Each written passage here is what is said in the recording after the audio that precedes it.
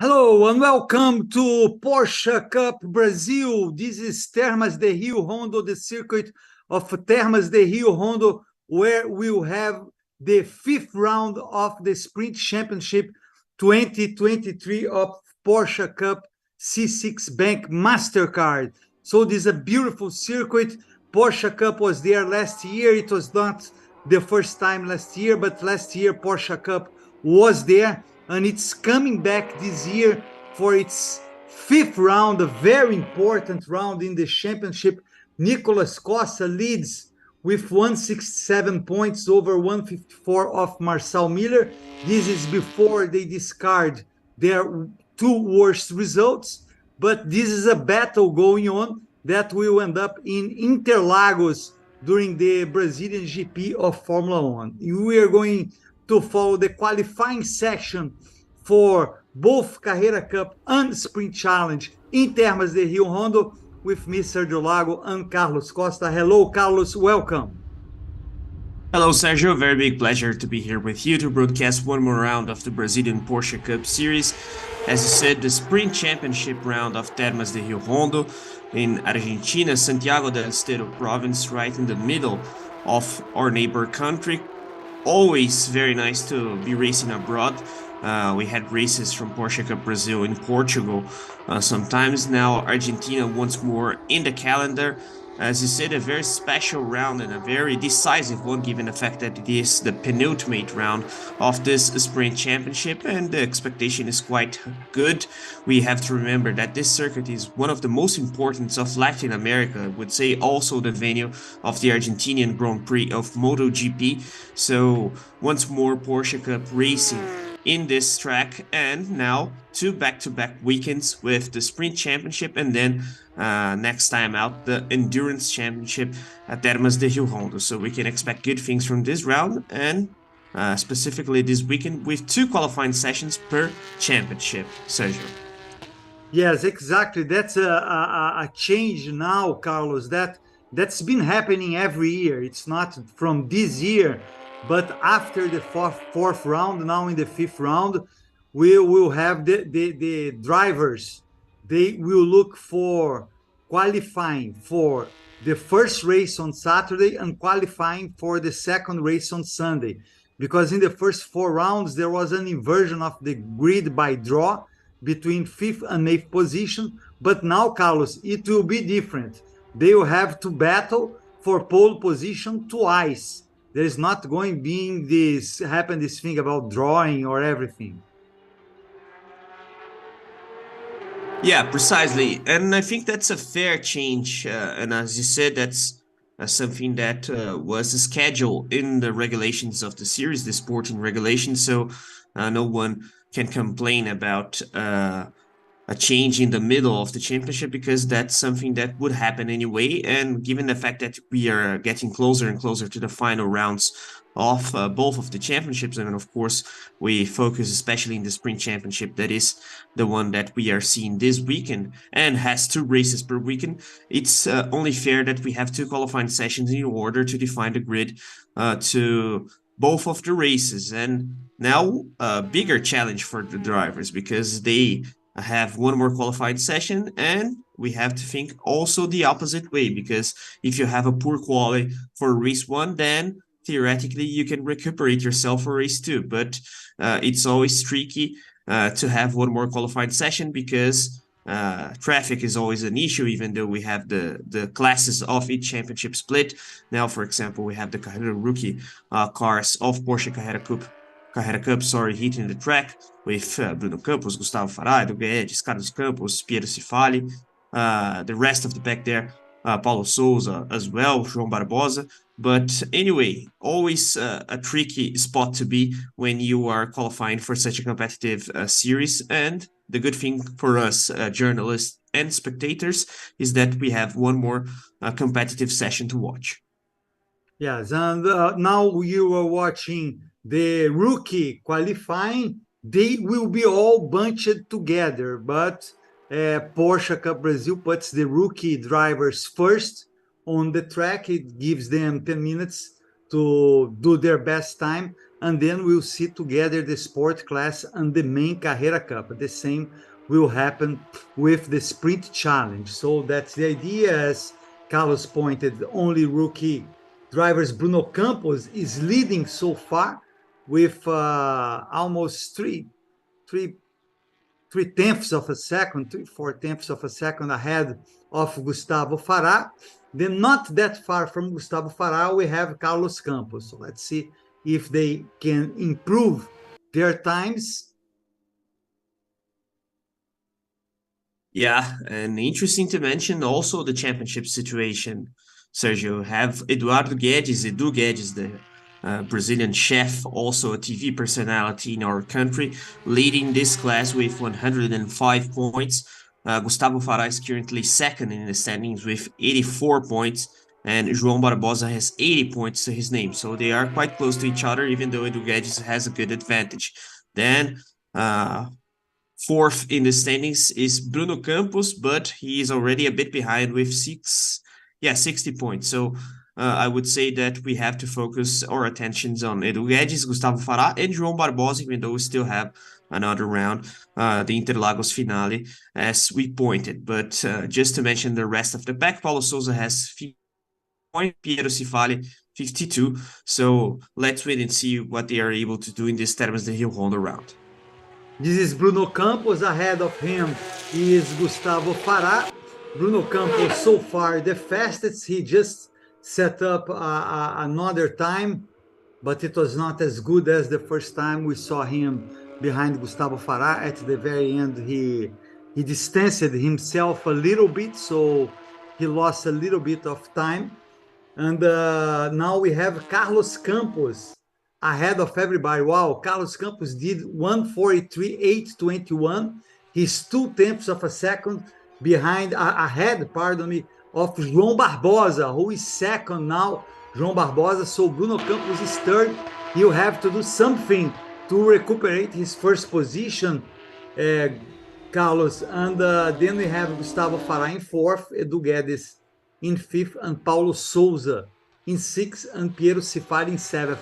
We have more drivers in Termas de Río Hondo, rookie drivers, than in the last round in Interlagos, which is very interesting. Like you mentioned, Carlos, they are going to have 2 weekends of races. The second race will be the endurance race, the second endurance race of this season, and they will stay there together during all the week, or pretty much most of them. Of course, they can get a plane and go back to Brazil. It's not that far, and then go back there, but they might stay there. At least the crew will stay there. The crew for Porsche Cup, or the team that organizes this, for sure will stay there in Termas de Río Hondo for the whole week. Yeah, if you find a gap in your calendar in order to stay a week in such a nice country like Argentina, that's definitely something nice to do. And of course, that region is quite interesting as well. They can travel around the country, even though I believe most of them will be focused on training, studying data, and so on. Of course, preparing themselves to the endurance round, which has actually a quite different logic, because it's a long race, 300 kilometers race in this Termas de Río Hondo circuit. Of course, there's the strategy factor for next weekend's actions, given the fact that you have to split the car between 2 drivers. You have the regular drivers of the series, most of them driving this weekend in the sprint championships already round, and then also the guest drivers. So it will be interesting to see this whole preparation, and it all starts in terms of decisive sessions right now as the clock has ticked. And now we see this car 33 of Bruno Campos recuperated the best time. He set up 1:43.724, as you can see in your screen. It's a little bit ahead of Carlos Campos. Carlos Campos was really fast also, but he was not able to be ahead of Bruno Campos. João Barbosa currently is third, followed by Gustavo Farah, Paulo Souza, Edu Guedes, and Piero Cifali. As we end the time, of course, they still, some of them, if they choose to, they can go up to the checkered flag, trying to improve their times. But pretty much that's it, Carlos. Bruno Campos is the fast, probably will be the fast among the rookie class. But of course, And now we'll have after that, we'll have the qualifying for the sport class and the main Carrera Cup.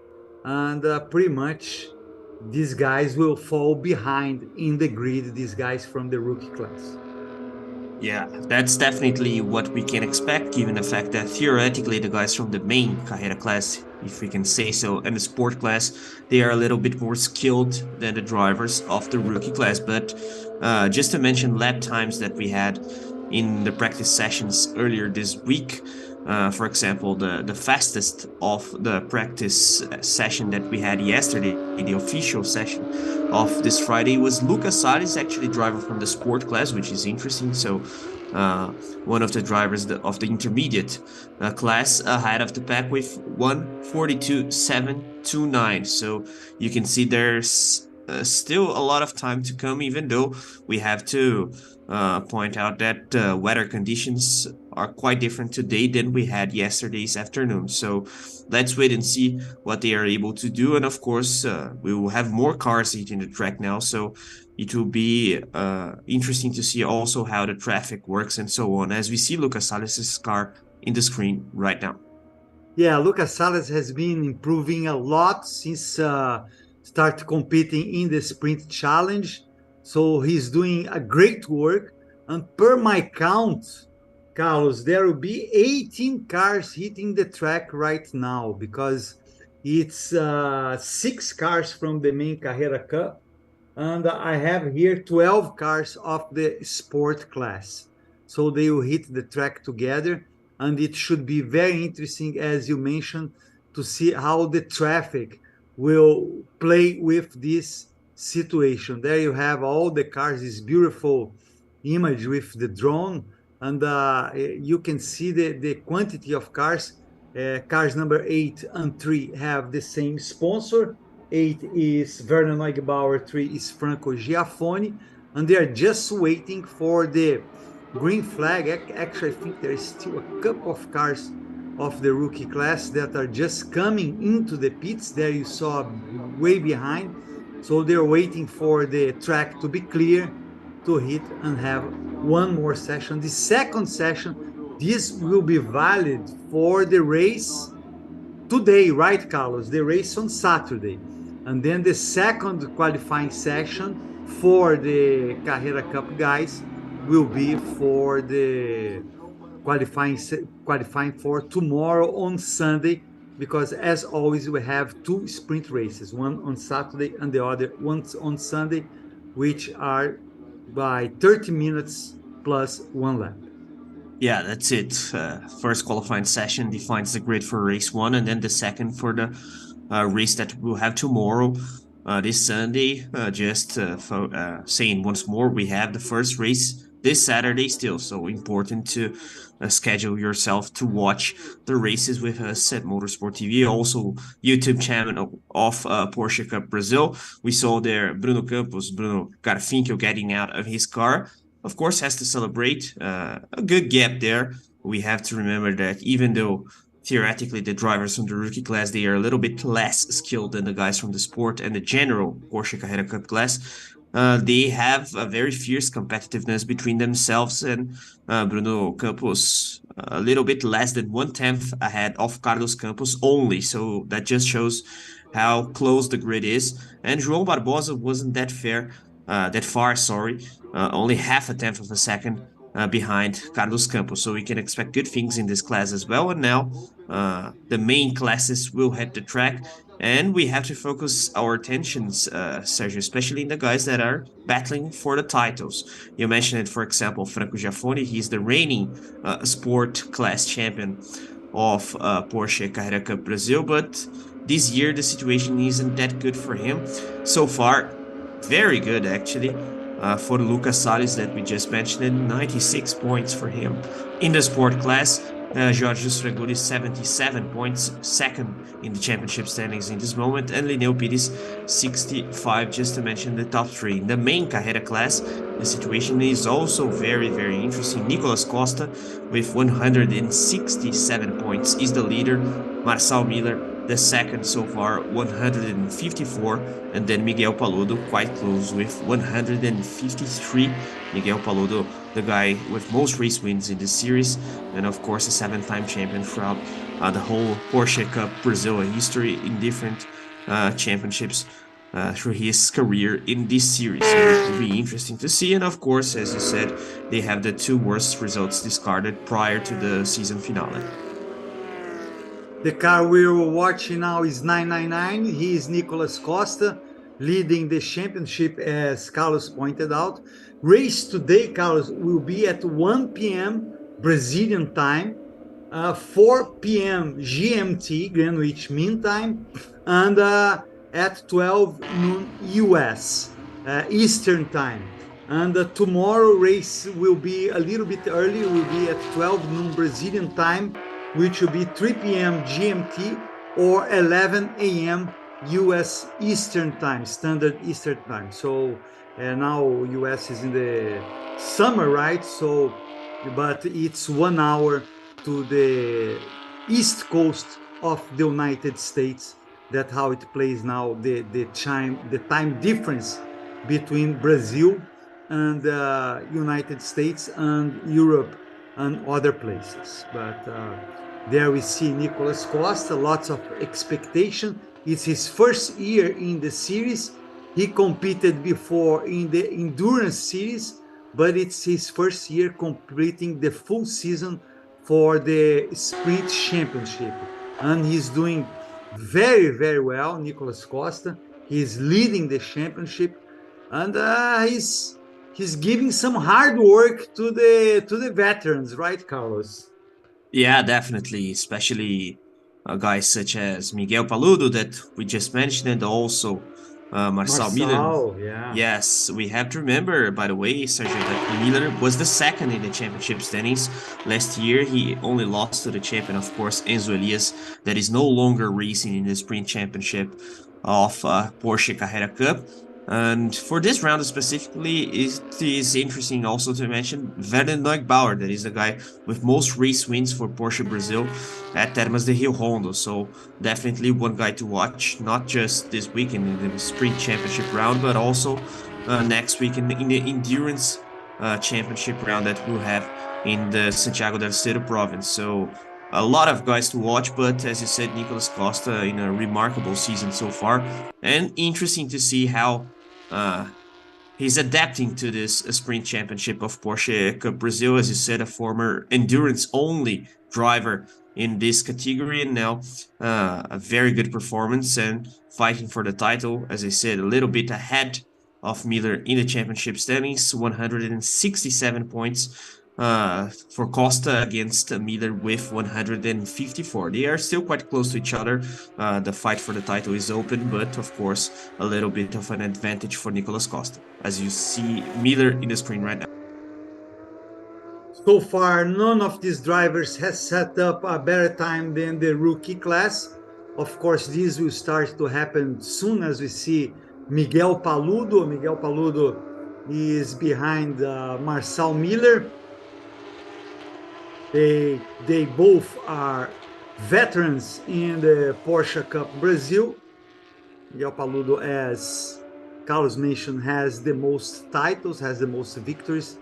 He's had a very successful career. This year, he raced 3 times in the NASCAR Xfinity Series in the US. And now he's back for the final rounds of the championship in Brazil. As we mentioned, we have the 5th round of the sprint championship this weekend. Then 6th round will be during the Interlagos GP. It will be in the first weekend of November, right, Carlos? The Brazilian GP of Formula One? I believe so. It will be in the first weekend of November. Yeah, I think so. I'm just checking here, but it is always in the beginning of November. I'm just double checking. Yes, November the 5th this year. Yeah, because it's in the same weekend of the NASCAR Cup Finals, in Phoenix, Arizona. And as myself, I follow more NASCAR than Formula One. My dates are based on the NASCAR calendar, Carlos. Yeah, unfortunately, there's a clash of dates there between the season finale of NASCAR at Phoenix, as you said, and the Brazilian Grand Prix.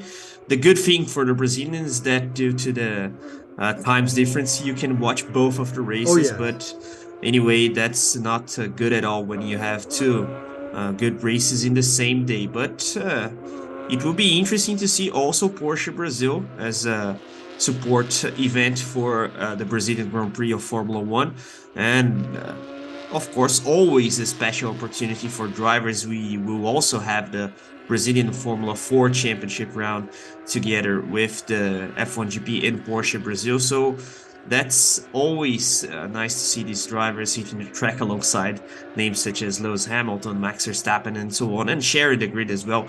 You are walking in the paddock of Formula One, and then all of a sudden you see guys such as Miguel Paludo, Werner Neubauer, and so on. Miguel Paludo actually a NASCAR driver in the Xfinity Series, Sergio. Yeah, he even competed full-time in the NASCAR Truck Series. I believe for 2 seasons he was full-time. But he ended up for pretty much lack of sponsorship, right? He is sponsored by brands now. Right now, this partnership has been working really, really well for brands in Brazil and for Miguel Paludo. That allows him to stay competing in Porsche Cup Brasil. That's where he started, actually. Well, he started in the regional championships in his home state of Rio Grande do Sul, but then at the national level, he competed. He competed in the Porsche Cup Brasil. So that's pretty much the history of Miguel Paludo. And Carlos, the screen doesn't show, but Nicolas Costa right now has the best time, 1:42.567. He's followed by Lucas Salles in second. Then we have Lineu Pires in third, and Miguel now actually have Nicolas Costa, Lineu Pires, and Miguel Paludo. These are the third best times so far. Marcel Miller is fourth, and Lucas Salles fell to fifth position. There you can see now we have on screen the classification. The guys in green are of the rookie class. And problems with Peter Ferter. Yeah. Peter Ferter, who competes for the sports class. Yeah, let's see if there's any communications by the race director in order to stop the session, but I believe that Peter Ferter will be able to remove the car of that runoff area there. Maybe just a spin or something like that, but interesting situation. Now we have Lucas Salles once more ahead of Lineu Pires. I was going to mention the fact that Pires, that is behind Salles in the championship standings, was ahead of the sport class leader, but now Lucas has an interesting lap time there, only 1/10 of a little bit less than that behind the pace setter Nicolas Costa, and so far Costa in a league of his own, Sergio. Yes, and Werner Neubauer, you mentioned, has the most victories there at Termas de Río Hondo. In Termas de Rio Hondo, he is fourth right now. Paludo is fifth, as they try for the last chance to improve, and that's Lucas Salles. Remember, he's less than 0.2 of a second behind Nicolas Costa. Oh, look at Peter Ferter. It was heavy damage there. Yeah, crash. They have to fix it or change the car for him to compete in the race this afternoon. That will be like 3.5 hours from now, so that will be, I don't know if they have time to fix that car, but he probably will be able to compete in a reserve car from Porsche Cup, because Porsche Cup Brazil works as one team that provides for all the drivers. The drivers, of course, they have their own engineers, have their own mechanic that comes from Porsche Cup, but they are there. They are individual. What I mean, they don't change the engineer of the car from race to race or the mechanic. They keep the same for all races, except one change here or there by necessity. But the idea is to keep them with these teams together. But overall, it's one team. So Porsche Cup Brazil provides a reserve car in case of what happened with Peter Vetter, if they cannot fix the car till the beginning of the race.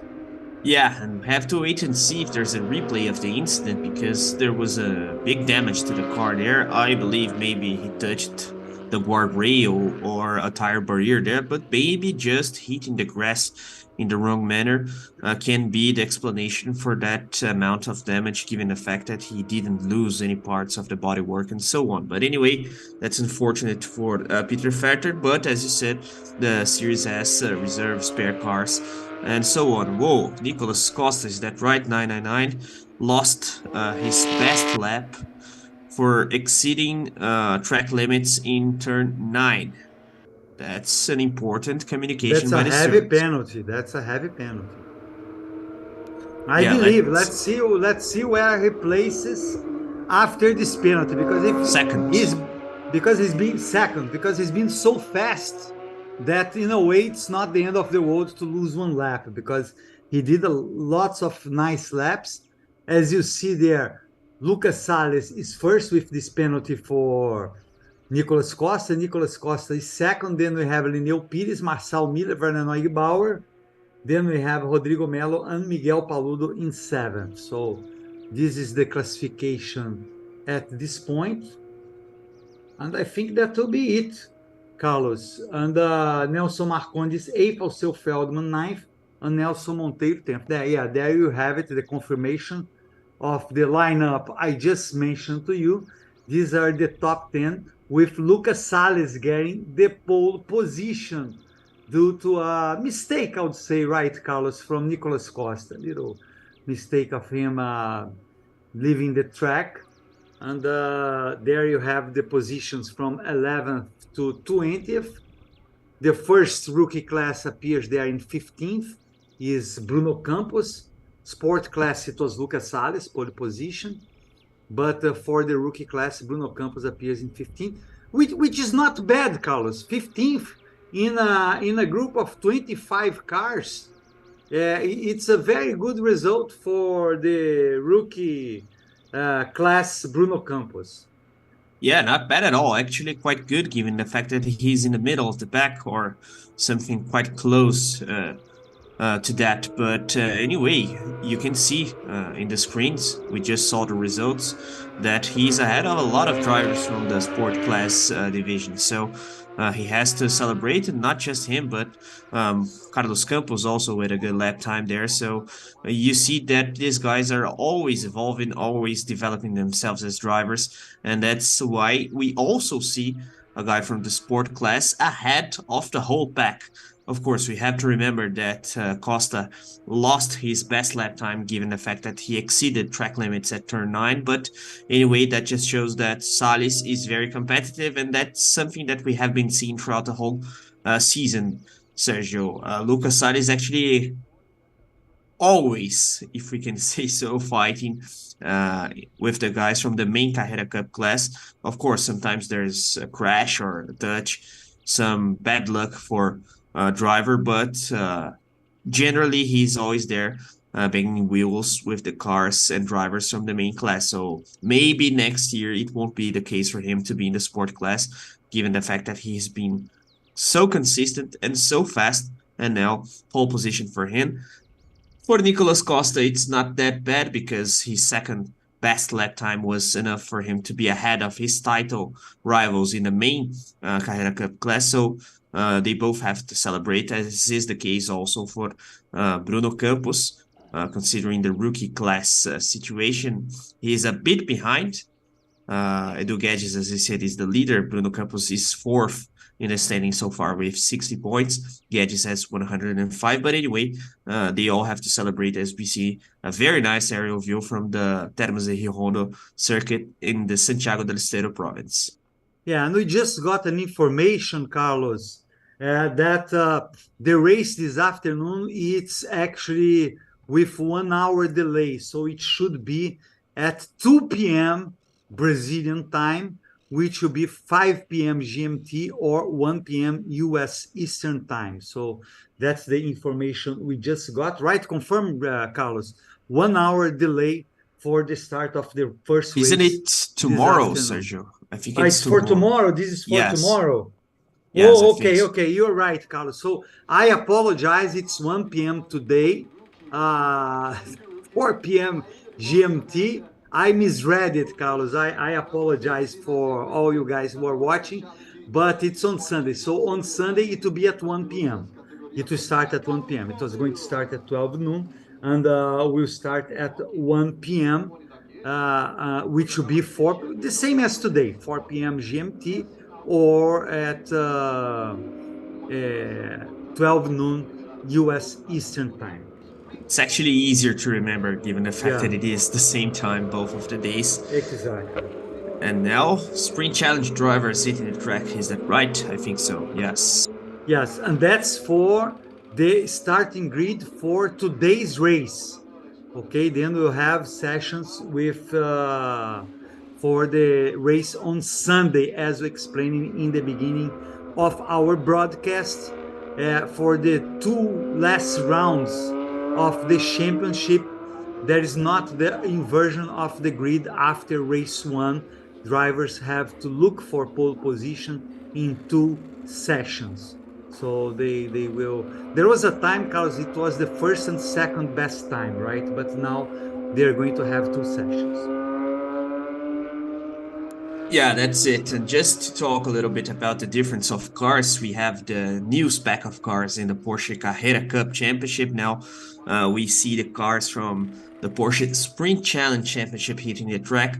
We are talking about different spec of cars, as I said, but they are both very powerful. Just to mention the power of the cars, we have the new spec of 992 Porsche cars in the Carrera Cup and the old spec of the 991-2 cars of Porsche Sprint Challenge. Talking about the horsepower of both of the cars, we have in the Sprint Challenge 450 horsepower, in the Carrera Cup 460 horsepower, so the difference in terms of engine power isn't that big, but of course new transmission to the most recent spec of cars and these kinds of things, they make the cars a little bit faster. Just to mention the lap times that we had in the practice session of Porsche Sprint Challenge, for guys to have a reference about how fast these drivers are performing. We had Eduardo Taurizano leading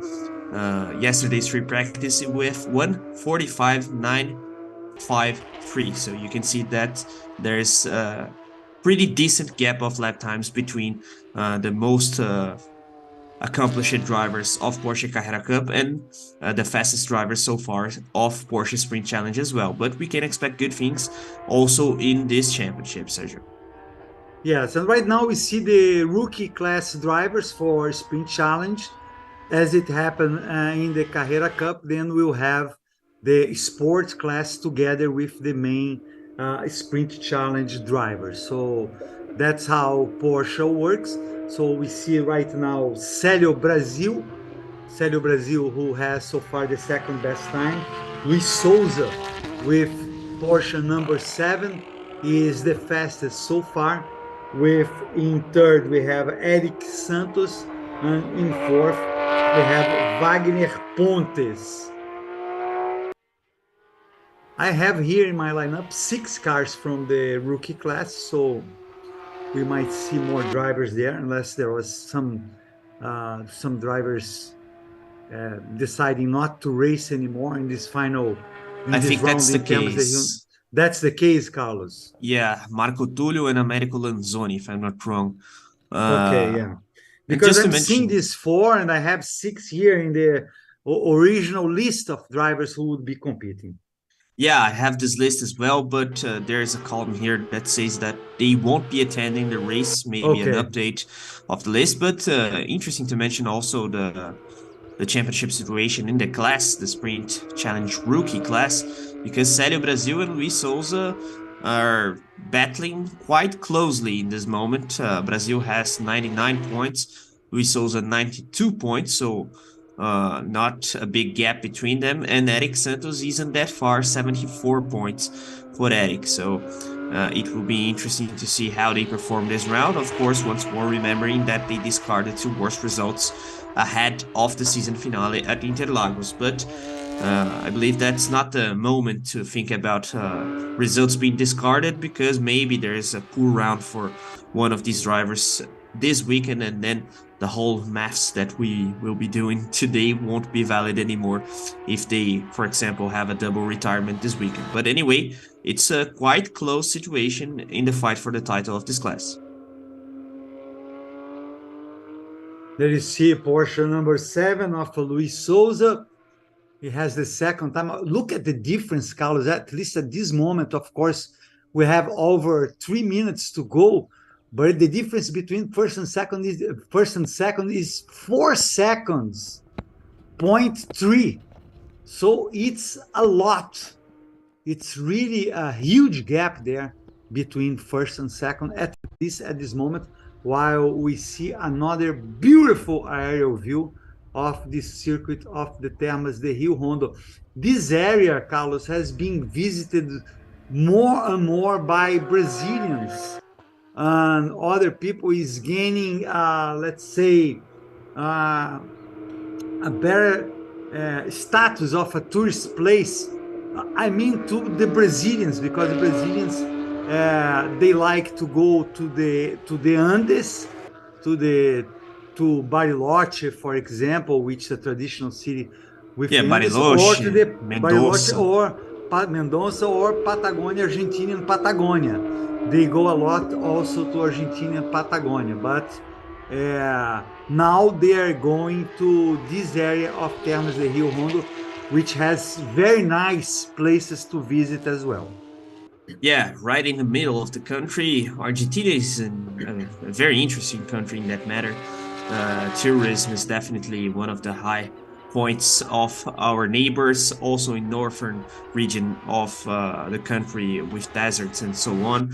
You mentioned Bariloche, the Argentinian Patagonia, also Mendoza with wines and so on, apart from the region of the capital, Buenos Aires, and the southernmost part of the country with ice and so on. It's a very cold part close there to the border with Chile as well, in which we have a lot of ice. But anyway, it's a very nice country to visit, and as you said, the central part of the country is being more and more visited by Brazilians actually recently, which is nice because there's a lot of things to see there as well.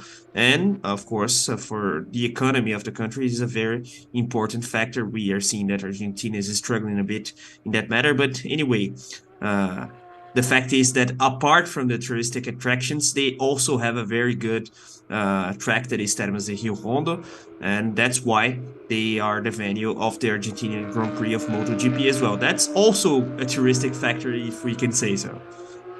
Yes, for sure. Sério Brasil stays ahead of the pack, but now the difference for Luis Souza is, wow, now it's just 6/10 of a second. So Luis Souza was able to do a fast lap, but not enough to take Sério Brasil from the top of the classification right now.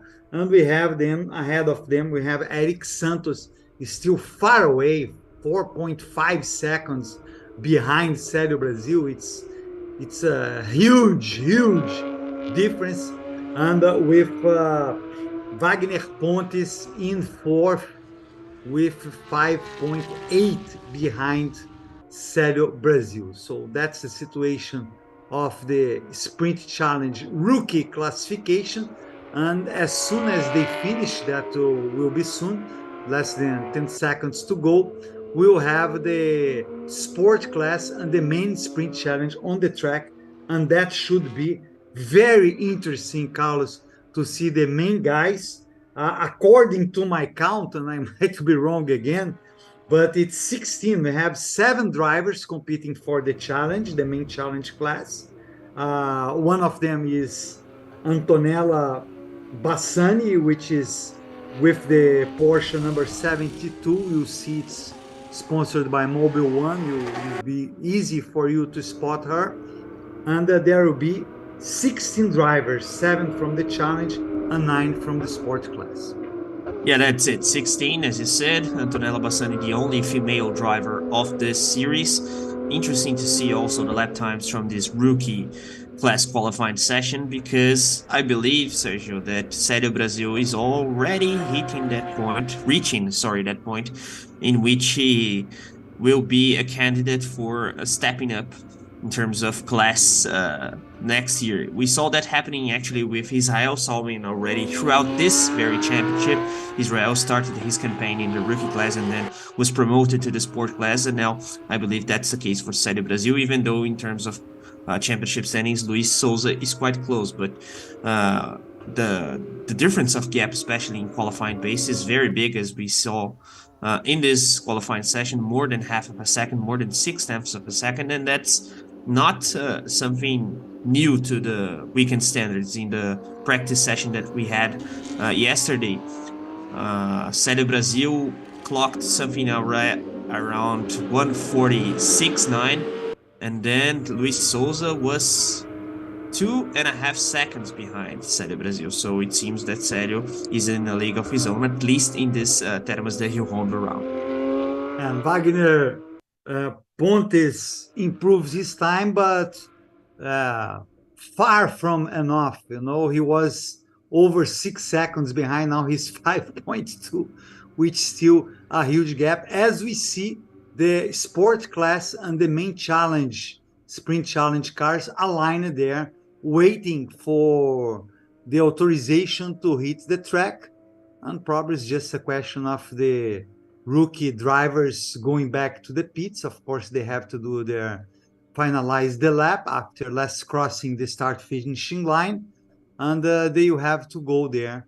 And after that, I believe the track will be clear, and they go. As it's a very intense qualifying session, Carlos, as we were used to see during the first 4 rounds, because now we have 2 qualifying sessions for each Carrera Cup, and for Sprint Challenge. So it will be like 8 times that the drivers will hit the track, and we're used to only 4 times. So it's very intense. And I noticed that, Carlos, because Porsche Cup is keeping the situation tight there. You know, usually between the Carrera Cup and the Sprint Challenge, we have a little bit longer of a gap. Now it's really a short gap. Everybody's ready already to go to the track. And so far, we see there the driver who gets the pole position is Cério Brasil. Great work by him, Carlos.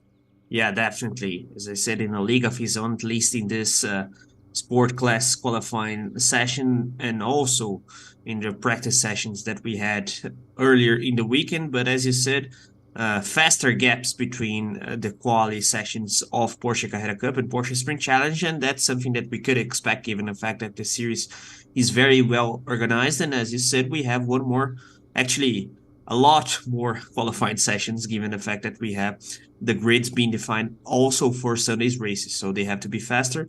And of course, for us journalists or spectators, Saturday gets even better, Sergio, because we have more competitiveness and entertainment in the quali sessions. And let's see if guys will be able to recuperate. For example, we had this qualifying session now for the the rookie class of Porsche Sprint Challenge, with Luis Souza being outperformed by Cério Brasil, but they are fighting for the title, and maybe in the next quali session, Souza will be able to reply and get ahead of Cério Brasil, even though it seems quite difficult to expect that, given the fact that Cério is performing very well. But this title fights are the most interesting situations throughout the whole pack, including the rookie class of the Porsche Sprint Challenges.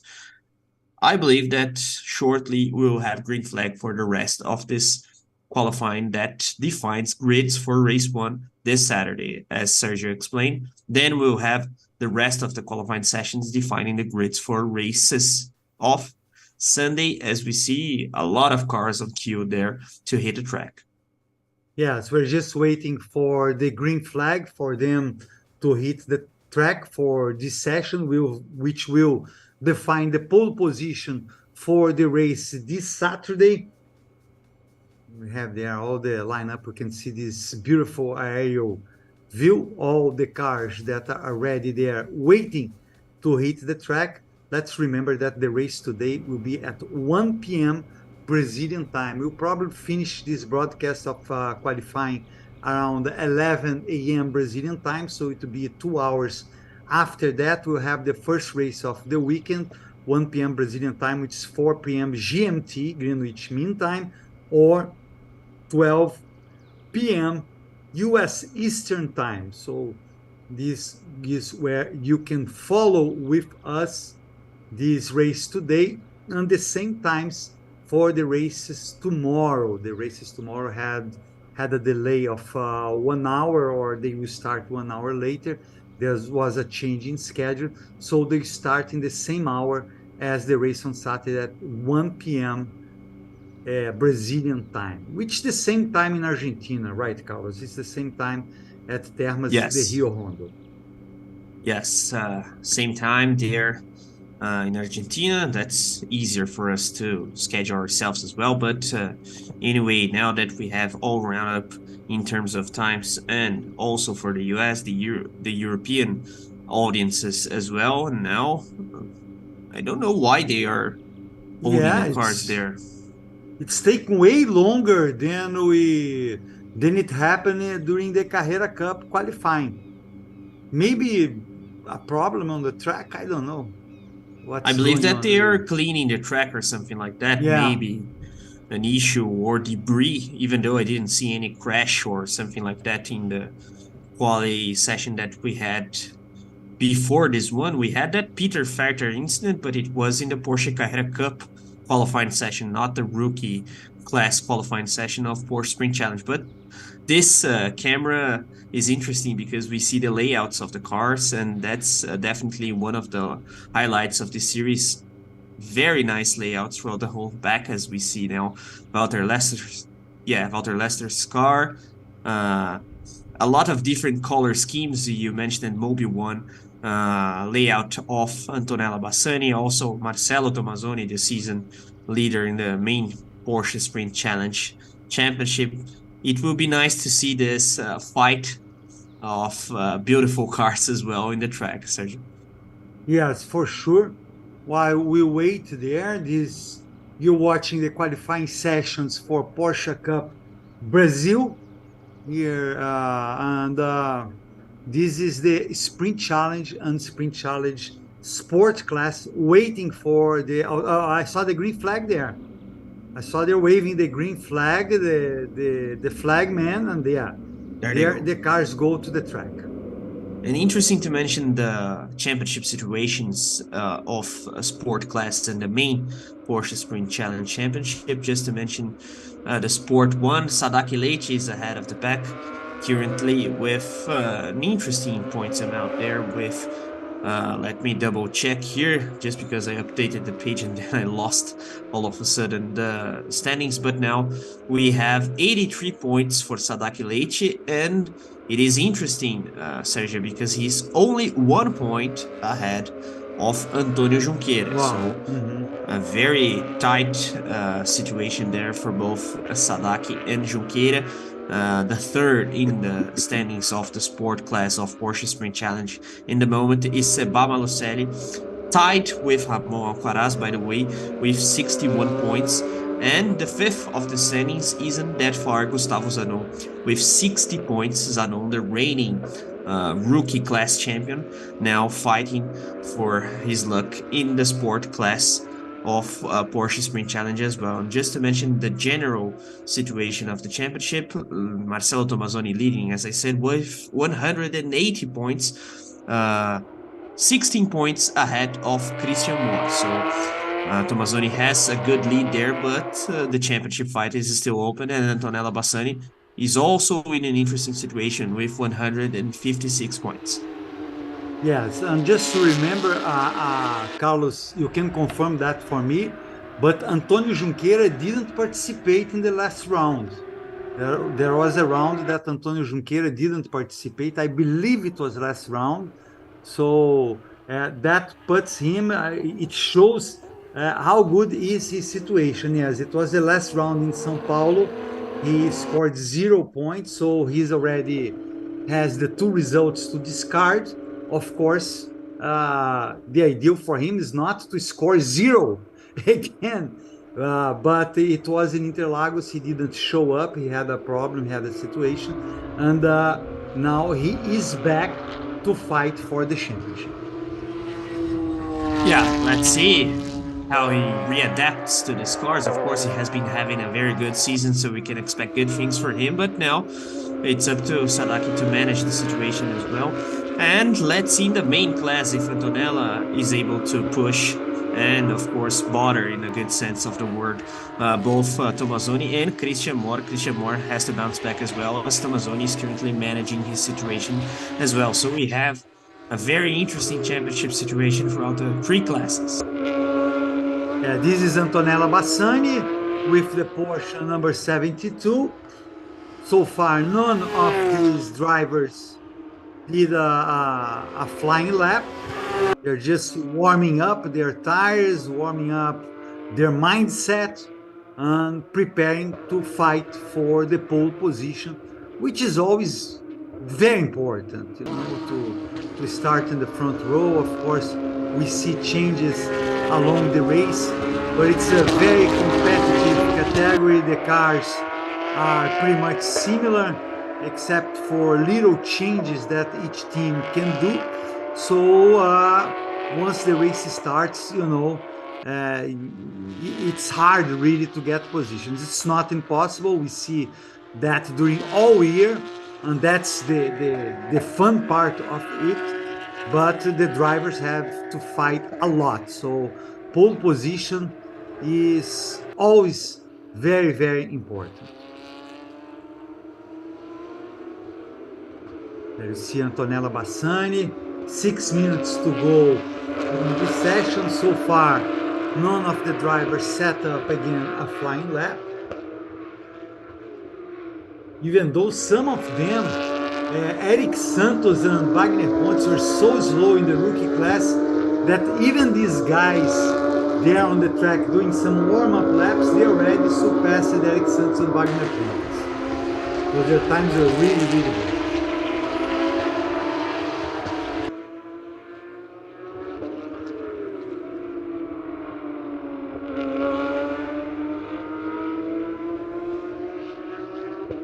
You see the car of Gustavo Zanon. I believe now we will start to have representative lap times in this final quali session that defines the grids for races 1 of both of the championships, because so far not representative lap times from the guys of the mainstream challenge championship and the sport class, given the fact that we see that Série Brasil is still ahead of the pack, but now with a little bit more than 5 minutes and a half to go, I believe they will have to clock faster lap times there, Sergio. Oh yeah, they will. Christian Moore so far is the fastest of this group. He's 2nd overall. There we see the Porsche from Miguel Mariotti. Miguel Mariotti is 6th overall. Christian Moore, I mentioned, is 2nd overall, behind only Série Brasil. But next lap from Christian Moore, he should get ahead of Brazil. Israel Salman now gets the 2nd best time, but for sure they will all leave Série Brasil behind. Not all of them probably, but most of them will leave Série Brasil behind. We have 20 drivers competing. See, now we have Antônio Junqueira there. Antônio Junqueira, now we have, after Antônio Junqueira, Eduardo Taurissano. So Eduardo Taurissano has the fast time, then Bruno Junqueira, then Antonella Bassani. Then we have Série Brasil from the rookie class, still in the 4th place. And it's especially interesting to talk about Eduardo Taurissano's situation, Sergio, because he's one of the drivers that have been promoted from the school category championship that we have in Porsche Brazil, that is Porsche Sprint Trophy, that uses the older spec of cars that this series owns, the 991-1 cars that were retired in the end of the penultimate season, I believe, and now they are being used once more in this sprint trophy category championship, school category, sorry, championship, and Eduardo Taurizano performed so well in this championship that he was promoted to the main Porsche Sprint Challenge championship as well, and he's showing why that he was promoted. Of course, already banging wheels with most accomplished drivers theoretically, such as Antonella Bassani, even Marcelo Tomazzoni, and that's definitely one of the proofs that this series it gives all of the conditions for the drivers to develop themselves and evolve throughout the ranks of Porsche Brazil. So he started the year in the school category, now already establishing very interesting performances in Porsche Sprint Challenge, and he has been the fastest of the weekend so far in the Sprint Challenge already with 1:45.5, so he outperformed his very lap time in the practice session that we had earlier today. So one guy to watch with no doubts. And now we have Antonella Bassani ahead of the pack, Carlos. Very interesting. It would be nice to see her in pole position. Eduardo Taurizano, Carlos, I believe it's one driver that might be in the Carrera Cup next year. The way he evolved, you know, and if he has 2 less races than the other drivers, so he actually doesn't compete for the championship, but he's been having very, very good results, as you mentioned. So there you see Antonio Junqueira in the Porsche number 16, but he's third overall. He's just behind Antonella Bassani and Eduardo Taurizano, with Marcelo Tomassoni in fourth. Marcelo Tomassoni, who leads the championship. As Carlos mentioned, 16 points ahead of Christian Moore. So that's the battle really between these two. And of course, Antonella Bassani trying to get to at least second place ahead of Christian Moore. And who knows? She might get close to Tomassoni, depending on the results. We still have 4 more races to go in this year's championship, 2 this weekend and 2 in the first weekend of November. Yeah, that's it. And just talk a little bit more about what happened in the round that we had before this one. And of course, once more praising Eduardo Taurizano, he had race win, so already arriving in the main Sprint Challenge Championship, showing his credentials, and as you said, maybe he's worthy of a promotion to the main Carrera Cup class next year. If not the main class, something like the sport division of Porsche Carrera Cup with the newer spec of cars, of course a little bit more powerful and faster as well. But anyway, it's not just Eduardo Taurizano. We see a lot of drivers throughout the last couple of seasons evolving and developing in order to rise through the ranks and give for us journalists and spectators a lot of entertainment, as is the case of Eduardo Taurizano. And what a performance from Antonella Bassani. We have to talk about her. Yes, exactly. Antonella Bassani might get her first, let's say, real pole position. She started from the pole already, but with the inversion of the grid, that would be, if she stays there, it would be her first pole position. And look at the numbers, Carlos. Eduardo Taurizano got a time just 1,000 of a second behind Antonella Bassani. It shows how disputed this is. The first 6 drivers separated by less than half a second. You know, we have there Eduardo Taurizano, Junqueira, Tomaselli. Number 21 is Miguel Mariotti. And then number 33 is the car of Gustavo Zanon. So all these 6 drivers are separated by less than half a second. Look at Antonella Bassani. She spins there. She won't be able to do her last lap, the final green flag. Oh, there might have been a touch, Carlos, or something. Look, there are 2 cars there, Antonella Bassani. Yeah, weird place to be there in an incident alone, because theoretically, if she loses control of the car in this right-hander, she would go to the runoff area, but maybe she went full throttle in the exit of the corner and spun. Let's see the replay. Yeah. We don't see the origin of the incident in that image, but anyway, it seems that the car is okay. But that purple Porsche was ahead of her, so you know, it indicates that might be something of her. Maybe she had to brake too hard. I don't know. Something happened to her that caused the spin. But it's so good. She's first anyway, Carlos. She's first. She'll be the pole position for the first race today, just 5/1000ths of a second behind ahead of, pardon me, Eduardo Taurisano. And then we had Bruno Junqueira 0.2 of a second behind them. There we see the differences between the drivers. Antonella Bassani, first real, I would say real pole position for her, Carlos, because when we have the inversion of the grid, it's pole position, but it's not something that you conquer the pole position.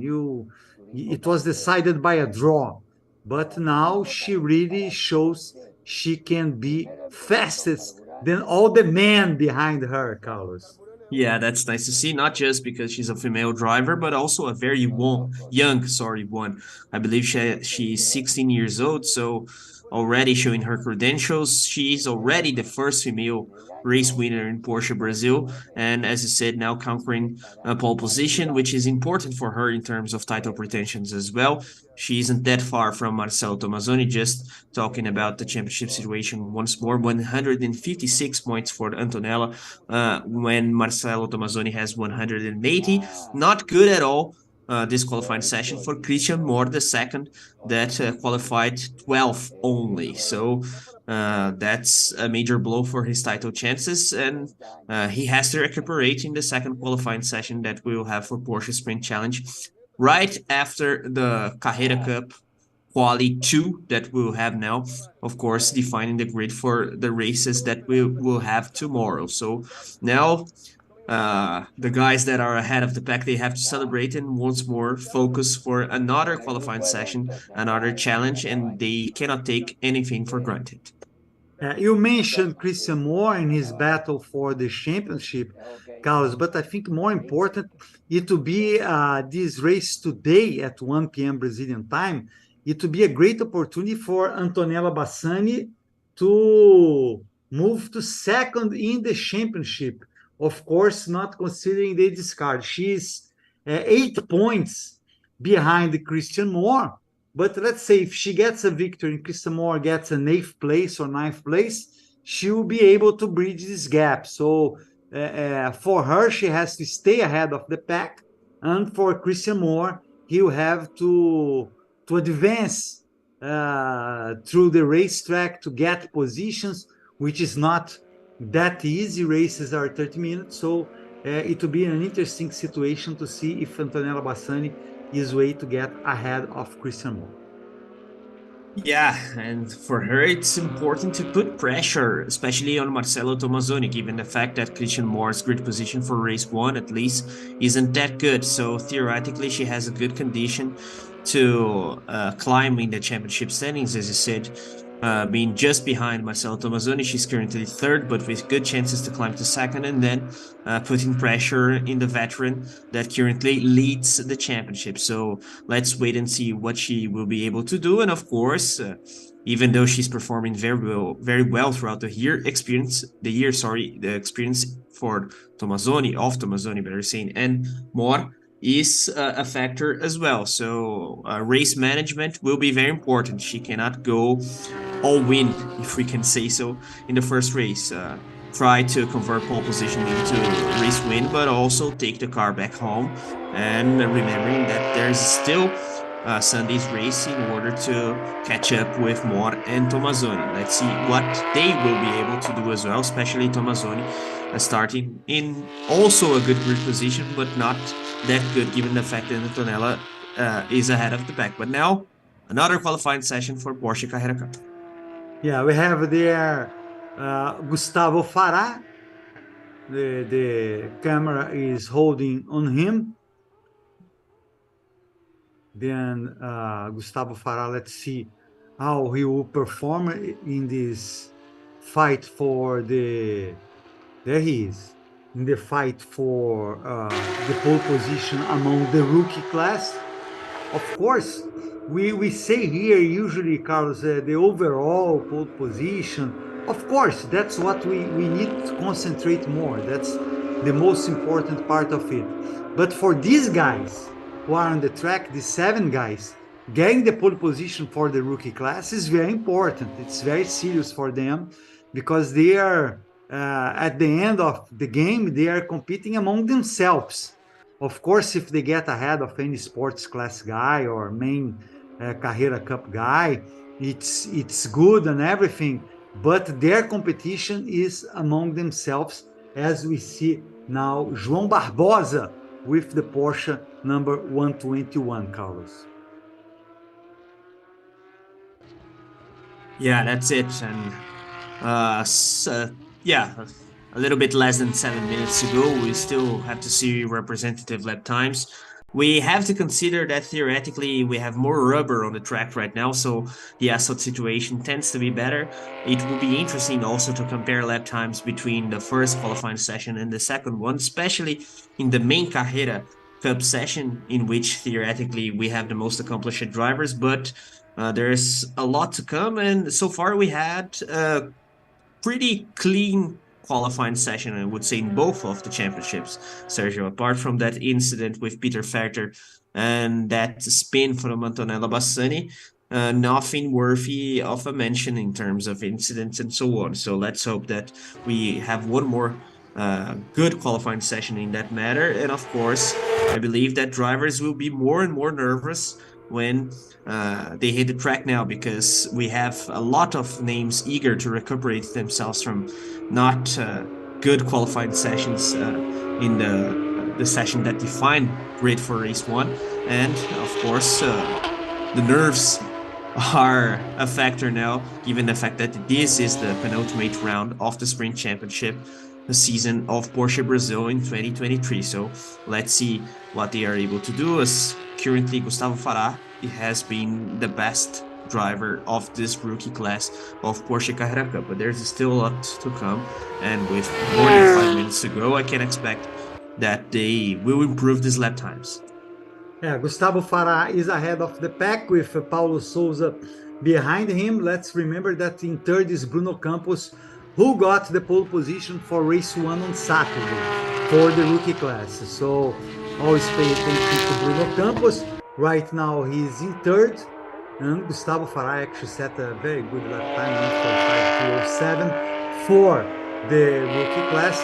And we see, Carlos, as well, that the rookie class is way more competitive in the Carrera Cup than in the Sprint Challenge, right? The Sprint Challenge, we saw just a huge gap between them. Not that we don't have larger gaps here, but the overall gaps, we see the first 4 right now are separated by less than 2 seconds, which is much better than the one at the rookie class Sprint Challenge, which is the third place was 5 seconds, over 5 seconds ahead of the pole position. So this is more disputed, of course.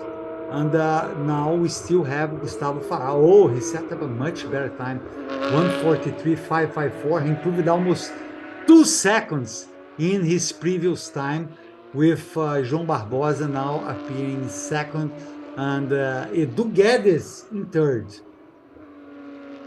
Edu Guedes, Carlos, I have the impression, I might be wrong, that sometimes he's in third now, which is not bad, of course, but sometimes he doesn't have that of a great qualifying time, but he ends up getting a good result for him.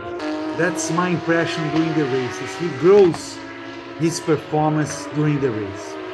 I completely agree. If we look back to the qualifyings that we had in the previous rounds, it's not always that Edu Guedes is a highlight, as we see a driver spinning there, but no major crashes. It seems Carlos Campos, if I'm not wrong. But anyway, Edu Guedes, as you said, he grows in race pace. He's a very intelligent driver in terms of being out of incidents. he always avoids crashes and so on. And sometimes the best thing for you is to have a clean race in order to prevent any car retirement and so on. So he has been doing this very well throughout the whole year, and that's why he has a good margin, a good advantage ahead of the pack with 105 points to his name.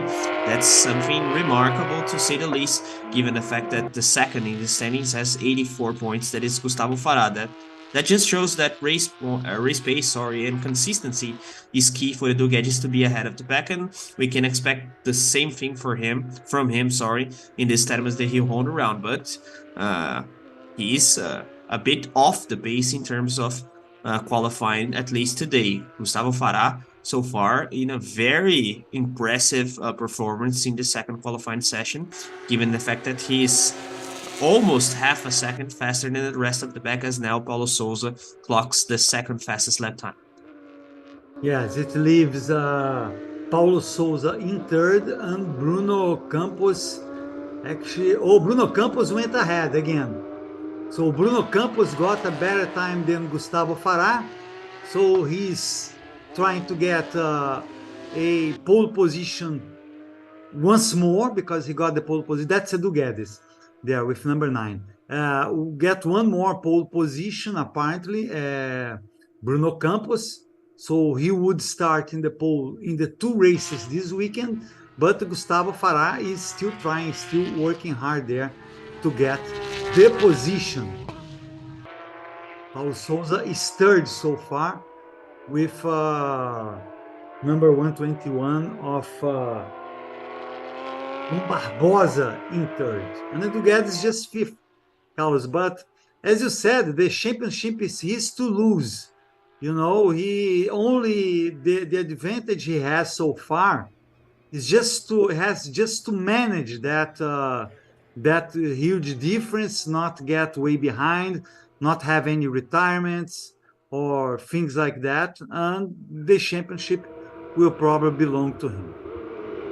Yeah, I believe so, but it's interesting to see how well Bruno Campos is performing, especially in this qualifying sessions that we have this Saturday.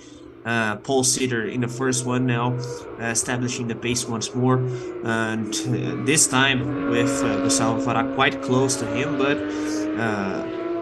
he's very remarkable driver in terms of development. Hey, is it Piero Cifali? Piero Cifali, yes. Who is last in there? Piero Cifali is 7th overall. There he is, and he spins, probably trying to get a better lap. We see after the very start of the spin. Yeah, but completely alone, as we could expect, given the fact that there's no one close to him. But I was talking about Bruno Campos. Interesting to see how he's developing himself as a driver, always evolving. I know him from his GT sprint race days back in 2021. Then he transitioned to Porsche Cup Brasil, struggling a little bit in the start of his trajectory in the series, but now very fast, at least in these quali sessions. And good for Eduardo Guedes, Edu, that we see in the screen, that Bruno Campos wasn't that fast in the beginning of the campaign. Apparently Bruno caught the hand of the car, if you can say so, in these final stages of the season, but we see that Edu Guedes is struggling in this track at least, so let's see if he will be able to recuperate in terms of race pace, as we have been highlighting in this broadcast. But anyway, only 6th in the class so far, even though it seems that he's in his final flying lap attempt. Yeah, let's see if he can improve his time. 6 is not good for him as he crosses the line, and apparently he stays in 6, Carlos. No change for Edu Guedes. And there we see Gustavo Farah trying also his last attempt. Yeah, that's it. Once more, Bruno Campos ahead. And once more, we have to praise him. Gustavo Farah also a good name in this campaign. That's why he's second in the standings. So let's see if he will be able to benefit from a poor grid position for Edu Guedes. And the gap is good for Guedes, but not that big. Once more, we have to remember a little bit more than 20 points. Yes, 21 points. So, given the fact that the first race awards, if I'm not wrong, 28 points for race winner, let's think he can win race one. Sorry, today I'm talking now about Gustavo Farah, and if there's a retirement for the Duguedes or something like that, then he's the new leader. So Duguedes will have to be very intelligent in these races that we have at Termas de Río Hondo. And there is Bruno Campos, happy with his second pole position for the weekend. So you have he'll start first in the rookie class in both races. Let's remember, in the first race I mentioned, Carlos, he will start in 15th overall. So it's really good as well. Very good performances. As you said, he's been improving in the category. There we see all his happiness. Gustavo Farah didn't aborted his lap. He was trying to get a better time, but he figured out starting second, it will be good enough. And now we'll have the Carrera Cup main guys and the sport class again hitting the track, so we can find out who is going to be the pole position for race 2. Pole position for race 1 is Lucas Salles. He got it. Nicolas Costa did the best time, but his time was disallowed because he didn't follow the racetrack, the normal racetrack. He went off track, and so his time was disallowed. So he will start second behind Lucas Salles, and there we have the green flag. Now it was fast, Carlos, between one session and the other. We didn't have that other delay like before. This is Giorgio Frangoulis. Interesting, the paint scheme for Giorgio Frangoulis. Usually it's more colorful. I think it was Taurissano, actually. Oh, it was Taurissano? Yeah, they have the same number. But it was... so it was in the sprint challenge. Because we're already in the Carrera Cup, but Taurissano is in the sprint challenge, right? So yeah. I mean, they showed Christian Moore as well, so that's why I figured it out. Thank you, Carlos. No problems. But interesting to mention Nicolas Costa's incident in the previous qualifying session, because we didn't see any track limits issue after that one. I believe it was the only one throughout the whole actions today. But anyway, it was track limits at turn 9. So let's see if there's any issue like that once more.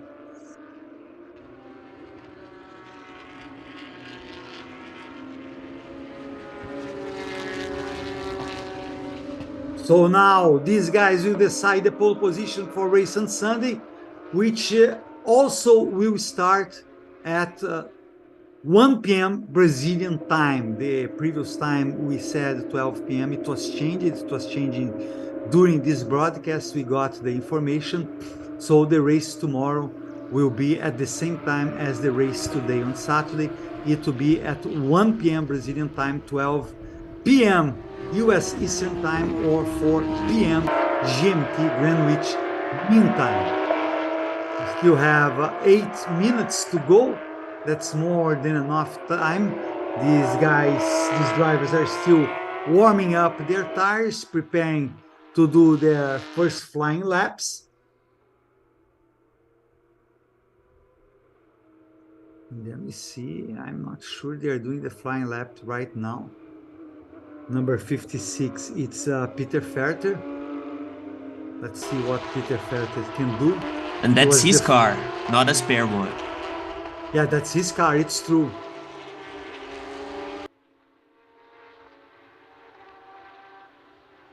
So he was able to come back. That's good news. Yeah, definitely. So I thought in the first moment when we saw the damage that it might have been a crash, a slight crash or a slight touch, better saying, in a tire barrier or something like that. But I think now it was something in the grass, maybe hitting the grass quite aggressively after jumping a curb or something like that. And we see that there's still a little bit of damage in the bodywork, but nothing that compromises his car and now fight for track position in order to have a flying lap time attempt there. Yeah, and there is a little bit of a traffic jam behind Nicolas Costa.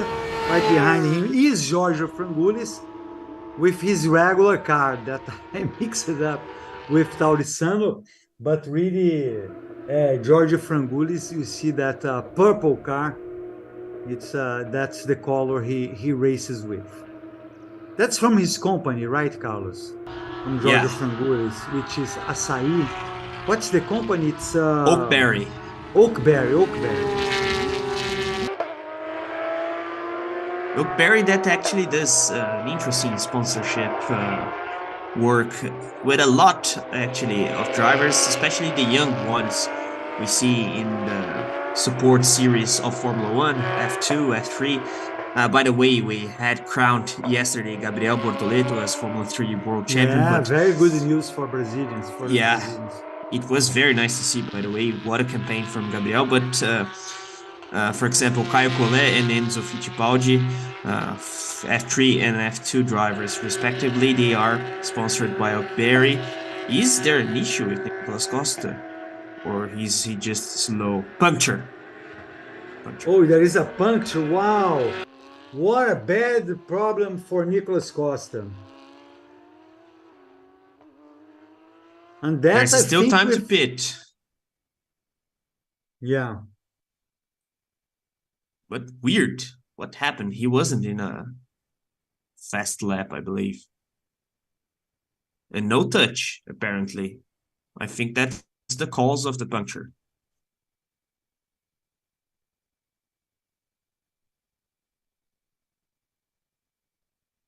Yeah, he's going to change his tires. Yeah, there will be time, Carlos. For sure, there will be time.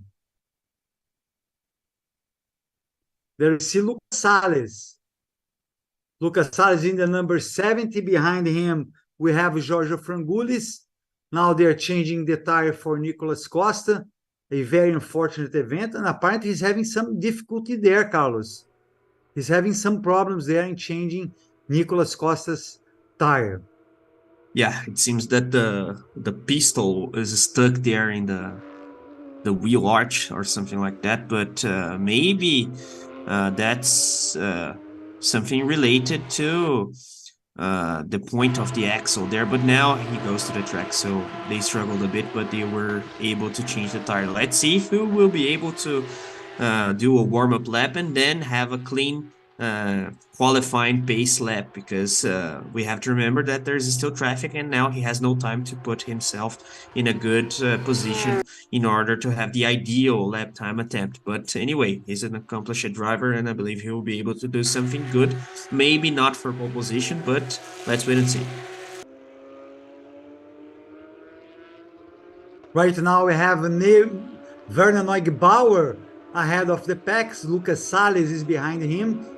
Let's remember what we mentioned in the beginning of our transmission, the information by Carlos, that Neugebauer is the driver with most wins in Termas de Rio Hondo. That's really something we have to consider.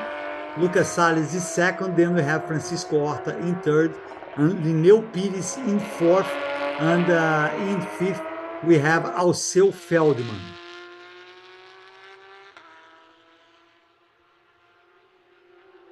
There you have Miguel Paludo. Miguel Paludo so far hasn't set up a good time. He's in 22nd overall. It was not a good qualifying session for Miguel Paludo for the race today, Carlos. Let's see if he can improve, but definitely not a good qualifying session for his pretensions for the championship, which I think will be hard at this point. You know, I see more, even though Marcel Miller is just 1 point right ahead of Miguel Paludo, I see him with, let's say, with a better chance of getting to Nicolas Costa than Miguel Paludo, even though Miguel Paludo had a win in the last round. So it was a very good result for Miguel Paludo. Yeah, but I understand your feeling because Miguel Paludo's season so far has been filled with good points, bad points, a little bit of bad luck as well. Some instance retirements. Marcel Miller has been a little bit more consistent, and generally he bags points with a little more ease, if you can say so, than Miguel Paludo. Paludo has some difficult rounds, and then all of a sudden he is able to win multiple races and then have a jump in the championship standings, if we can say so. But anyway, he doesn't seem to be so sharp in these final moments of the season as Miller appears to be, but Nicolas Costa is the man to beat. So I think that Paludo will be focusing on at least being close to Marcel Miller, if not ahead. So far, they have been having a similar qualifying pace, and then of course see what happens with Nicholas, because for example when we think about the grid for race 1 this Saturday, Nicholas is ahead of both of them, so maybe an issue with a sport class driver that is quite close, maybe Lucas Salles. I'm not saying that there will be a crash, but also traffic is an issue when you start to lap the cars that are not that fast. So actually they have to see what happens with Nicolas and of course do their jobs, both Miller, both Paludo and Miller. That's it, because the points gap isn't that big, but it is an interesting one for Nicolas Costa. He's 13 points ahead. Look at that, Carlos. Pardon to interrupt you. Nicolas Costa just got the best time. Yeah, now 4/10 of ahead of second, ahead of Lucas Salles. Miguel Paludo, we're talking about him. He actually got a reasonable third place at this point. Let's see if he's dislodged or not from that position, but that's not bad.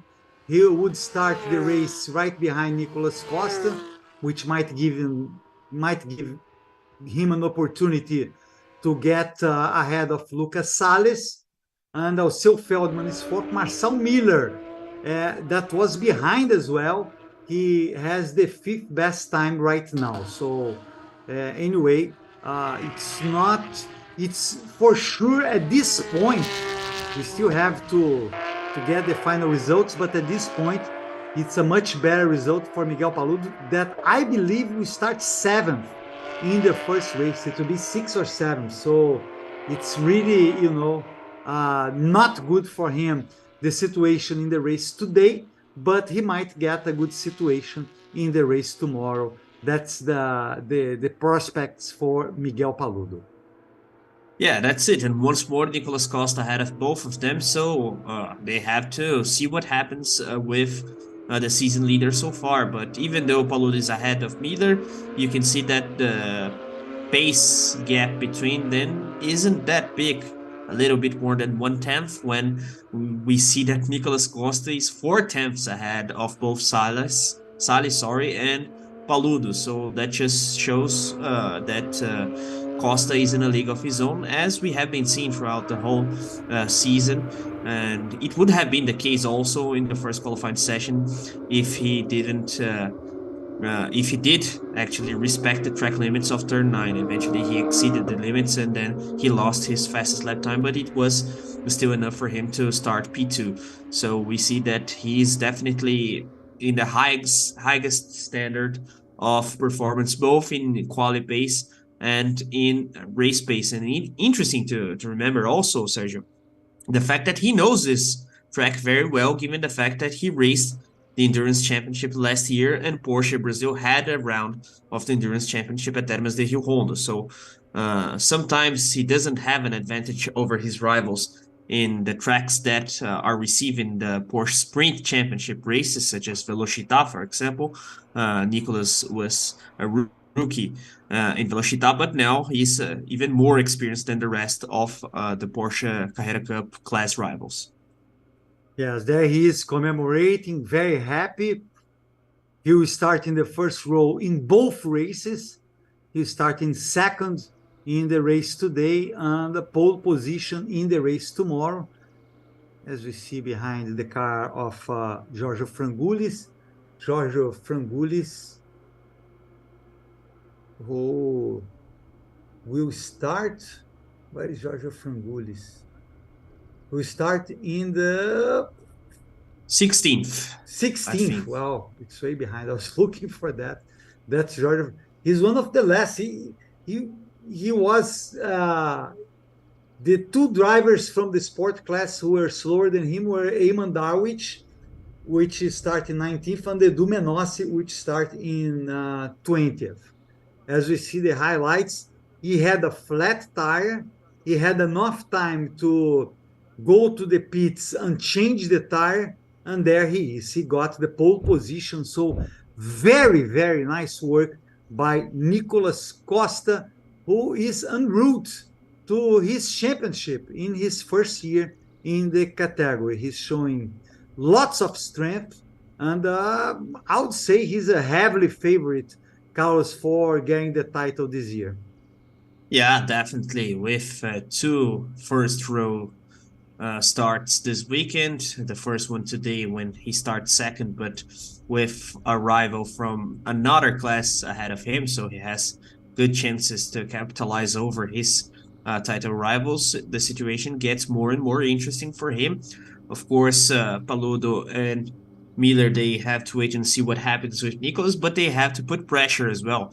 So it will be a difficult task for both of these experienced drivers in the sprint championship of Porsche Brazil. And now we see that a sort of rookie, if we can say so, is, as you said, en route to the title win, even though he knows the series very well, the cars from his endurance championship days.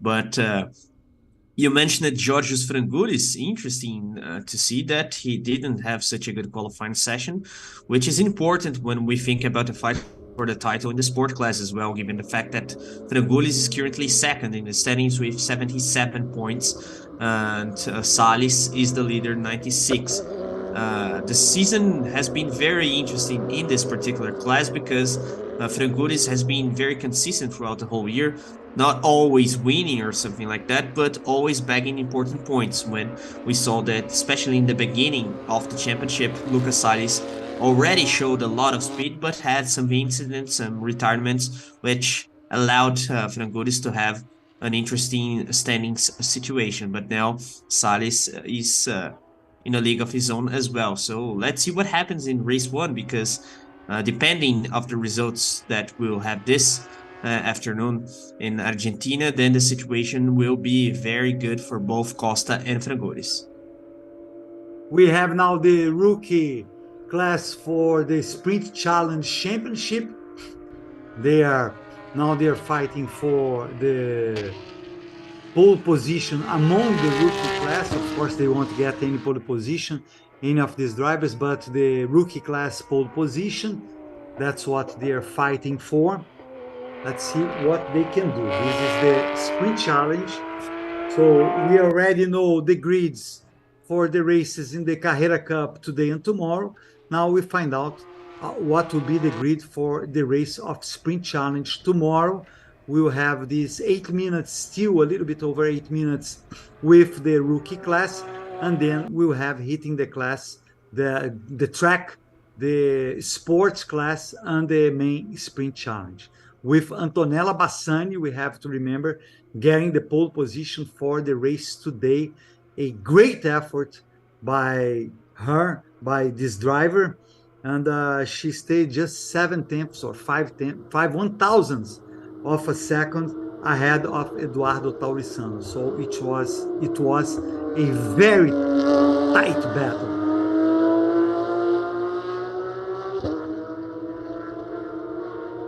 There you see Luis Souza. Sério Brasil was the pole position for race one among the rookie class. He was way ahead of the rest of the pack. Let's see if he gets the pole position. I would say that's the expectation, Carlos, to see Sério Brasil again getting the pole position, because he was so ahead in the first session that I don't know if any of the other three drivers competing in the rookie class will be able to challenge him. Yeah, we can expect something very similar to what we saw in the previous qualifying session for the rookie class of Porsche Sprint Challenge. As you said, Série Brasil establishing the pace and being way ahead of the pack. We have to remember that the gap was around 6/10 of a second, if I'm not wrong. And it was actually the best effort from Luis Souza that put him actually quite closer to Brazil compared to what we saw in the official practice session that we had yesterday. Actually, Friday, the gap between them was around 2.5 seconds. So that just shows that Série Brasil is, of course, as we have been saying about Nicolas Costa and Lucas Salles, in a league of his own as well. But let's see. It would be very important for Luis Souza to have a good reply considering what happened in the first qualifying session. But also, we have to remember that the championship situation is quite tight between them, with only 7 points of gap between Brazil, that is the leader, and Souza, that is the second in the championship standings. So we cannot take anything for granted. And Eric Santos also has a good championship situation with 74 points. Série Brasil leads with 99. And apart from that, of course, racing is racing. Even though he out-qualifies his class rivals, he has to focus on getting a good race result, especially in race 1, given the fact that if he outperforms his class rivals, then he will extend his lead, which is very important given the fact that the gap isn't that big in this moment and we still have the season finale to come. That's Eric Santos in the Porsche number 38. He so far is the last among the 4 rookies. He's pretty much struggling there in Termas de Río Hondo. I believe it's his first race there. I think so. I don't think he raced last year there. And behind him, we see Wagner Pontes, which so far has the 3rd best time, but way behind Célio Brasil. Almost 7 seconds behind Célio Brasil. It's huge, the difference there among these drivers. But of course, Carlos, they're learning, you know, that's why they're in the rookie class. Let's remember that the rookie class for Porsche Cup doesn't have the same meaning of when we say a rookie, let's say in an international championship, because a rookie is always a first-year driver. Is their first year driving in that category. And here, even though some of these drivers might be in their first year, that's not the criteria. The criteria is their performance, is how good they do on the track, how well they do on the track. An example of that, it's that Antonella Bassani and Eduardo Taurissani, who are rookies, let's say, in the common sense, in the regular meaning of the word rookie, that's their first year in the championship. So Antonella Bassani and Eduardo Taurissani are in their first year, but they are in the main class, Carlos. So just an explanation for people to understand that rookie is more a class, you know, than necessarily the name we give. Yeah, that's it. It's down to the level of the drivers.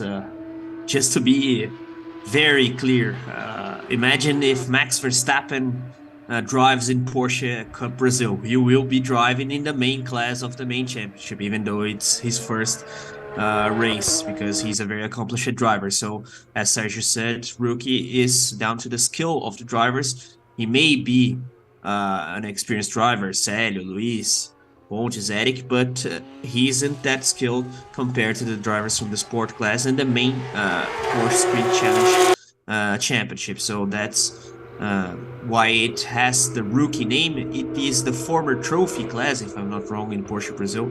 So sometimes there's a change in the name, but there's always a criteria that is very well done, and that's why we have very tight championship fights throughout the whole classes in both of the championships, by the way.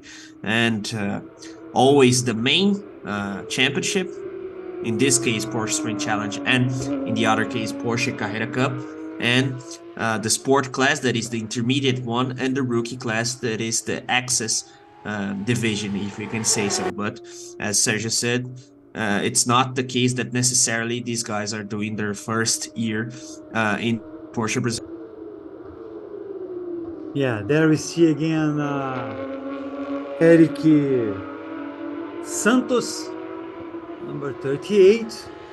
So far, the difference from Célio Brasil to Luis Souza is 1.7 seconds. So it's huge, it's a lot.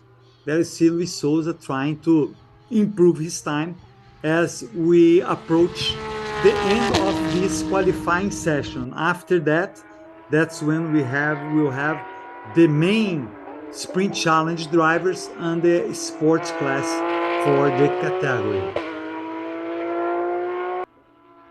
Let's see if Luis Souza at least diminishes the gap, Carlos, because it's huge so far. It's 1.7. Yeah, a lot of gap still, even though compared to the 2.5 seconds of gap that we saw in the practice session, it's an improvement. But in the other qualifying session of the rookie class of Porsche Sprint Challenge, I believe that Souza was a bit closer. But the fact is that Brazil is, of course, the favorite to get this pole position once more. And that's a concern for the race, because it seems that, of course, given the fact that his quali pace is very superior, probably his race pace will be better as well. So Souza has to think about something different for his race approach, both today and tomorrow, as well, as we see a bit of racing now in the quali session. Yeah, between Wagner Pontes and Eric Santos. There's Wagner Pontes with the number 99.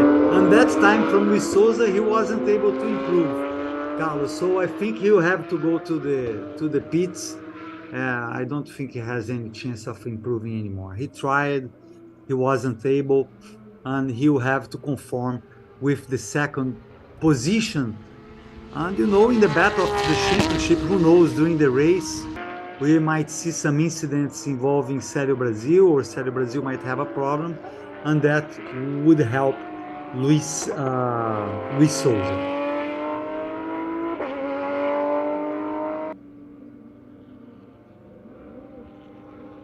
We follow Luis Souza with the camera. The session is already over.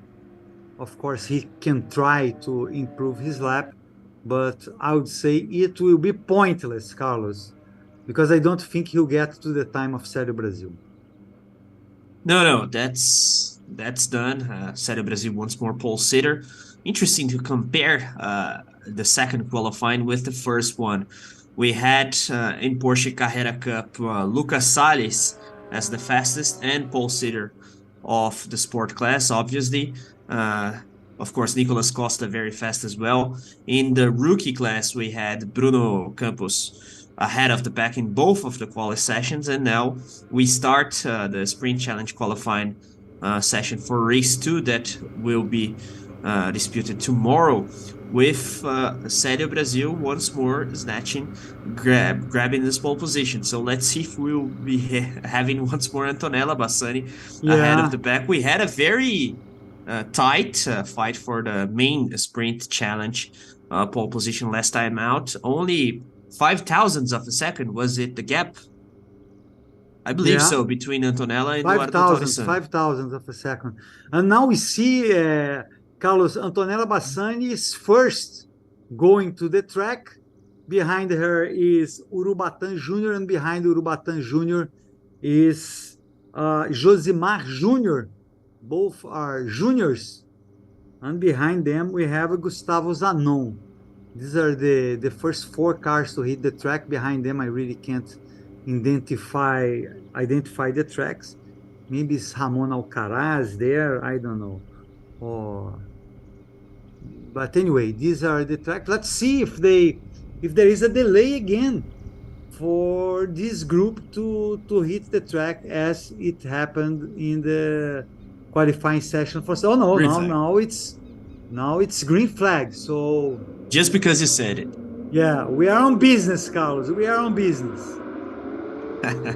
Yeah, now green flag. Let's see. Also, once more, the track position issue, because this group of cars with the main Sprint Challenge Championship drivers and the Sport Class 1s is big. 16 cars. Is that so, Sergio? I think that's the number that you said. Yes, And yeah, 16 cars, a exactly. lot of cars. Seven from the main sprint challenge and 9 for the sports class.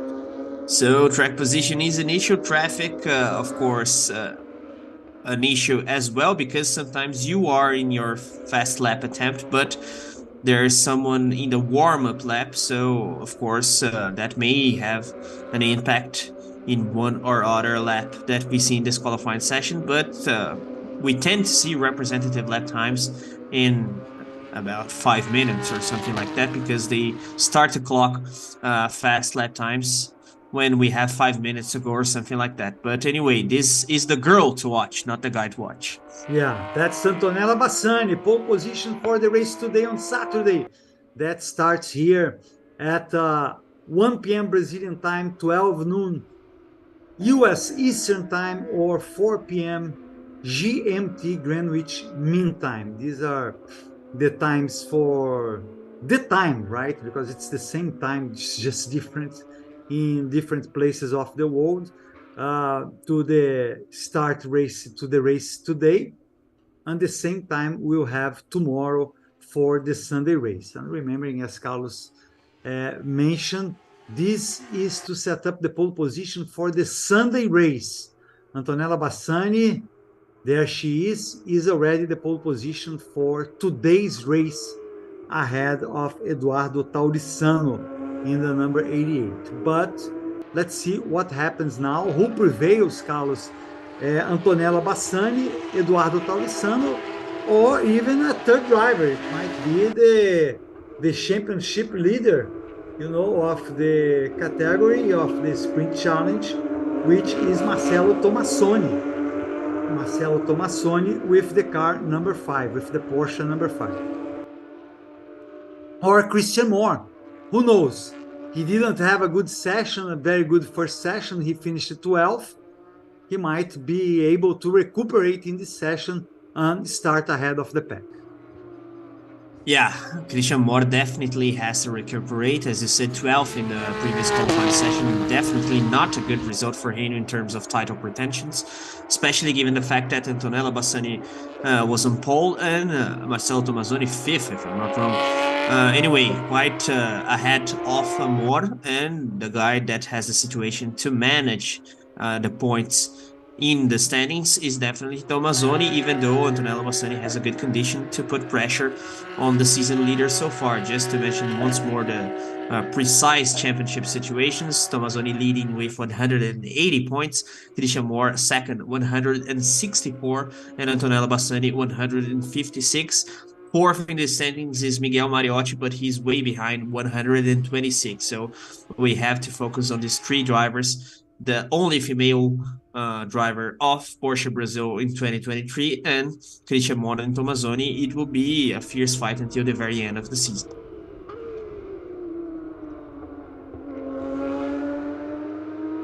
And she's one of the few female drivers that competed in the category, Carlos. In the Porsche Cup Brasil overall, and she's and she's being very bright, that's very good. I think it's been good for her career. That's Eduardo Taurissano there. I think it's been good to her career, Carlos, to get experience, because I'm sure we'll see her out of the Porsche Cup doing, maybe trying, who knows, the Brazilian stock car, and other championships, because she's showing that to be really big, and we know that she's in the struggle of Porsche Cup Brazil for development of drivers, which is something to applaud, to prepare drivers that not necessarily stay competing in Porsche Cup Brasil, but that might go to other categories, like I mentioned, sports car, for Brazilian stock car, for example. Yeah, and as you said, Antonella is a member of the Porsche Young Racing Academy, that is the name. Apart from that, it's interesting to mention that she has her career managed by Bia Figueiredo, or Ana Beatriz, as she's known in the US, a former IndyCar driver, also in Brazil, a former Stock Car Pro Series driver. Definitely one of the most accomplished female drivers that we have in our country. And that's nice to see that Bia is sharing with Antonella all of her knowledge, all of her experience in the motorsport scene that we have in Brazil and abroad as well. I believe that in a couple of years we will be seeing Antonella racing outside our country, and we have to remember that she's a two-time finalist of the FIA Girls on Track contest, so already showing her credentials for a while. She comes from a karting background, but now transitioning to this heavier cars of Porsche Brazil, the most produced race cars of the world, by the way. And so far so good, fighting for the title already in her very first championship in this category. And we have to remember that she's facing tough guys. Marcelo Tomazoni, for example, a former stock light driver and a very experienced driver in our country. So we have to praise what she's doing. But so far so good for Eduardo Taurizano, someone that we already highlighted in this broadcast. Yeah, Eduardo Taurizano has the best lap time. Then we still have Célio Brasil from the rookie class. Wow, with 3 minutes to go, for sure he will fall behind there. We have Antonella Bassani in detail now. The transmission is highlighting Antonella Bassani, who has the third best time so far, but is trying to improve and at least stay ahead of, be ahead of Célio Brasil. She has, for sure, rooms to improve. Let's see, and she goes to second. Antonella Bassani goes just 35/100 of a second behind Eduardo Taurizano. So that's how we see, Carlos, how competitive these two drivers are being. They are very close to each other. They were close to each other in the first session, and they are close to each other in the second session. Yeah, interesting that you mentioned it. Edu Bassani, a team principal in other series in Brazil, so there's the coincidence of the surname, but anyway, we are talking about they're not relatives. Not relatives. Eduardo Bassani said already that they are not, although he sympathizes with her, he's there with her and everything, he's part of, but they are not parents. Yeah, relatives. They know each other. But as you said, not relatives. Eduardo Bassani, that is also brother to Luca Bassani, a very accomplished motorsport photographer. But who is there? I saw him in one of the images. Luca Bassani. Luca Bassani is actually the official photographer of Porsche Cup Brasil, so I believe that he attends every single round of this series for a while already, but no relation. They are not relatives, Bassani, Edu Bassani, or Luca, and Antonella. So that's nice to see, because there's the coincidence of the surname. They know each other. Edu Bassani supports Antonella a lot, but they are not relatives, and the main person in Antonella's staff is definitely Bia Figueiredo, apart from Antonella's parents and so on. But now we see her second, and look at that, Eduardo Taurizano, Antonella Bassani, and Marcelo Tomazoni, the three of them ahead of Célio Brasil. So interesting qualifying session so far. But I'm still impressed by the position Célio Brasil has there, of 4th place overall. Let's see if that stands. Now he's 5th.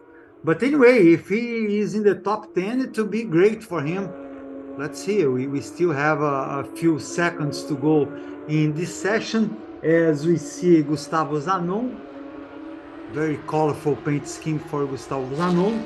This is Josimar Jr. in the number 77. He's 4th overall. And Antonella Bassani trying to improve.